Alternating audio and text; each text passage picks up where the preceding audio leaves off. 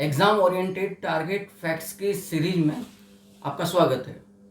आज के इस एपिसोड में हम फ्रांस की राज्य क्रांति के संदर्भ में कुछ विशेष तथ्यों को आपके सामने उजागर करेंगे। फ्रांस की राज्य क्रांति का समापन 14 जुलाई 1789 एडी को 14 जुलाई 1789 एडी को हुआ था। इसीलिए 14 जुलाई फ्रांस का राष्ट्रीय दिवस भी मनाया जाता है। अर्थात फ्रांस की राज्य क्रांति के समापन का जो तारीख है 14 जुलाई, वही फ्रांस के राष्ट्र का राष्ट्रीय दिवस भी है। जिस समय क्रांति आरंभ हुई थी, क्रांति समाप्त हुई थी, फ्रांस के अंदर बूर्बो राजवंश का शासन था एवं बूर्बो वंश का लुई 16वां नरेश फ्रांस का राजा था।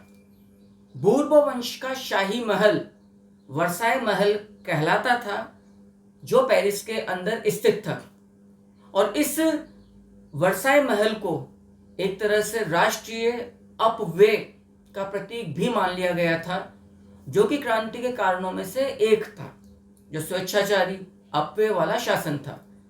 इस फ्रांस की राज्य क्रांति की प्रकृति निरंकुश स्वेच्छाचारी राजतंत्र पहले चरण में, अर्थात जो बूर्बो राजवंश का स्वेच्छाचारी शासन था, उसके विरुद्ध क्रांति आरंभ होती है और उसकी समाप्ति से फिर यहाँ पर लोकतंत्र की स्थापना की जाती है। लेकिन चूंकि वो भी सफल नहीं हो पाती, तो पुनः फिर नेपोलियन बोनापार्ट के नेतृत्व में लोकहितकारी निरंकुश राजतंत्र बहाल होता है। अर्थात क्रांति की प्रकृति फ्रांस की राज्य क्रांति में 3 चरणों में हमें देखने को मिलती है।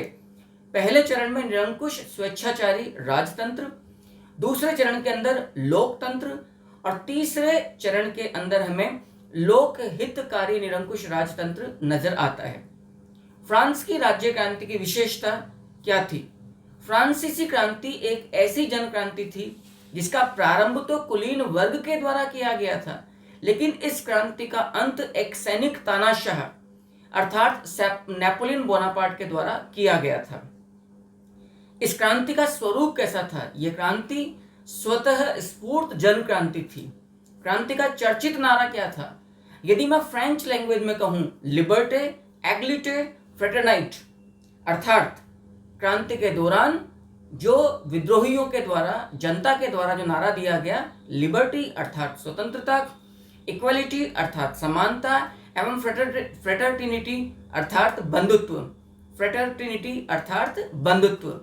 राष्ट्रगान, इस क्रांति का जो राष्ट्रगान था वो था ला मर्सिलेज। याद रखिएगा, फ्रांस की राज्य क्रांति के दौरान जो राष्ट्रगीत आज भी अपनाया गया है वो है ला मर्सिलेज। इस क्रांति का उद्देश्य असल में क्या था? आरंभ में जब क्रांति आरंभ हुई, इस क्रांति का मुख्य उद्देश्य था राजतंत्र की समाप्ति नहीं करना है। असल में फ्रांस की जनता को राजतंत्र बूर्बो राजवंश से दिक्कत नहीं थी, दिक्कत थी रानी जो अपव्यय का प्रतीक बन चुकी थी और राजा जो स्वेच्छाचारी निरंकुश शासन में विश्वास कर रहा था। तो ये राजतंत्र से जुड़े हुए लोगों के अपव्यय से परेशान थे, विशेषाधिकारों के द्वारा जो शोषण किया जा रहा था उससे परेशान थे। तो आरंभ में क्रांति का मुख्य उद्देश्य राजतंत्र की समाप्ति करना बिल्कुल भी नहीं था। जनता में असंतोष था, मुख्यतया राजा की निरंकुशता और शासन के अपव्ययकारी तौर तरीकों को लेकर। याद रखिएगा, अतः याद रखिएगा, जो जनता थी वो राजा के विशेषाधिकारों से लेस सामंती व्यवस्था को उखाड़ फेंकना चाहती थी, ना कि वो बूर्बो राजवंश को उखाड़ने के लिए लड़ रही थी। जनता के दुखों का मूल कारण यही सामंती व्यवस्था थी। यहां पर कहा भी गया था, इस क्रांति के दौरान एक बड़ी प्रसिद्ध चर्चा थी कि योद्धा युद्ध लड़ता है, सामंत युद्ध लड़ता है, ठीक है, पादरी पूजा करता है, लेकिन किसान कर देता है। तो कुल मिलाकर किसान के कंधे पर संपूर्ण फ्रांस का राजवंश खड़ा हुआ था और कोई भी उसका सहभागी बनने को तैयार नहीं था। इस बात को लेकर किसान और उनके परिवारों में अर्थात जनता में बहुत ज्यादा असंतोष घर कर गया था।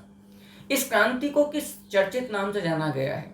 अर्थात फ्रांस की जो राज्य क्रांति 14 जुलाई 1789 ईस्वी को हुई, तो इस क्रांति की प्रसिद्धि क्या थी? याद रखिएगा, इस क्रांति को विश्व जगत में विवेक की विजय, वैश्विक जगत में फ्रांस की राज्य क्रांति को विवेक की विजय भी कहा गया है। और आपको यह जानकर आश्चर्य होगा, प्रसिद्ध जर्मन दार्शनिक इमैनुअल कांट ने फ्रांस की राज्य क्रांति को विवेक की विजय नाम दिया है। इस क्रांति का मुख्य कारण यदि मैं इस पर चर्चा करूं तो फ्रांस की सामाजिक जो व्यवस्था थी, इसका आधार कोई विधान अथवा कानून नहीं था। दोबारा सुन लीजिएगा, फ्रांस की राज्य क्रांति के मुख्य कारण पर नहीं प्रकाश डालूं तो हमें यह मानना पड़ेगा फ्रांस की सामाजिक व्यवस्था का आधार कोई विधान अथवा कानून नहीं था, अपितु शासक के प्रमुख वर्गों को जो रियायतें, जो विशेषाधिकार प्राप्त थे, वो उसके विरुद्ध जनता का असंतोष फूट पड़ा था। इस क्रांति के दौरान, जैसा कि मैंने अभी आपसे कुछ देर पहले कहा, फ्रांस का जो बूर्बो राजवंश का जो राजकीय आवास था पेरिस स्थित वर्साय महल, वो शान शौकत और जो पानी की तरह पैसा बहाया जा रहा था राजकीय व्यय के लिए, राजा रानी और उससे जुड़े हुए लोगों की वैभव के लिए, ऐश्वर्य के लिए, वो राष्ट्रीय समाधि बन चुका था। याद रखिएगा, यदि प्रश्न आ जाए कि फ्रांस की राज्य क्रांति के दौरान राष्ट्रीय समाधि का प्रतीक किसे माना गया है, तो अति अपव्यय एवं विलासितापूर्ण खर्चों के कारण वर्साय राज दरबार को बूर्बो शासक लुई 15 के शासन काल में राष्ट्रीय समाधि के रूप में बोला गया था। इस क्रांति में एक और विरोधाभास था। राज्य के अंदर राज्य के रूप में फ्रांस का चर्च विख्यात था, जो अपने भ्रष्टाचार और अपव्यय के लिए पहले ही जनता के आक्रोश के निशाने पर था। इस क्रांति के दौरान एक आम कहावत बड़ी प्रचलित थी, सामंत लड़ता है, पादरी पूजा करता है और सामान्य जनता, किसान कर देती है। फ्रांसीसी क्रांति के उद्देश्य क्या थे? स्वतंत्रता, समानता, बंधुत्व एवं प्रजातंत्र। और यह बात भी याद रखिएगा, जो फ्रांसीसी दार्शनिक था वोल्टेयर, उसे यूरोप का बौद्धिक देवता भी कहा गया है एवं फ्रांसीसी नवजागरण प्रबोधन युग का नेता भी पुकारा गया है। यदि आपको जानकारी पसंद आई है तो प्लीज चैनल को लाइक कीजिए, सब्सक्राइब कीजिए एवं कमेंट अवश्य कीजिए। Thank you very much.